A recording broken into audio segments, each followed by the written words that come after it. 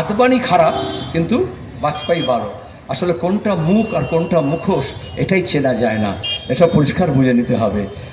BJP তৈরি হওয়ার আগে আরএসএসের সংগঠন ছিল ভারতীয় জনসংঘ। এই শ্যামাপ্রসাদ মুখার্জিকে হিন্দু সভা থেকে নিয়ে বিজেপি তৈরি করা। বিজেপির আগে জনসংঘ ছিল, তখন শ্যামাপ্রসাদকে সভাপতি করে জনসংঘ বানানো হলো। তা তার এটা কিন্তু বিজেপি এরা বুঝে না, এখানকার বাঙালিও বুঝে নি। শ্যামাপ্রসাদ বাংলার জন্য, গোটা দেশে কিন্তু ওরা দীনদয়াল উপাধ্যায়ের দর্শনকে প্রচার করে। যখন প্রকোষ্ঠ বানায়, শিক্ষা দেয়, ক্লাস নেয়, তখন কিন্তু দীনদয়াল উপাধ্যায় তার দর্শন বোঝায়, যা দর্শন হোক 6 বর্ষ।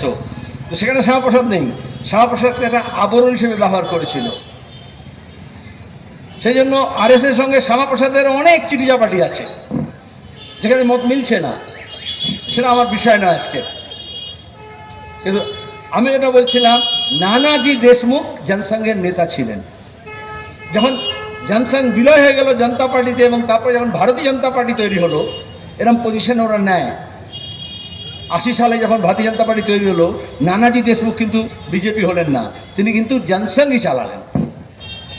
আমি নানাজি দেশমুখকে বাহন করছি এই জন্যই, তাহলে ওখানে নামটার মধ্যে দেখবেন নানা আছে, জি আছে, আর মুখ আছে, আর দেশ আছে। তোরা এই দেশে আসলে নানা মুখে কথা বলে, আর শুধু নামগুলোর সঙ্গে একটা করে জি লাগিয়ে দিয়েছে, মোদিজি, শ্রমিকজি, শুভেন্দুজি, যেটা আমরা বাঙালিরা বলি না।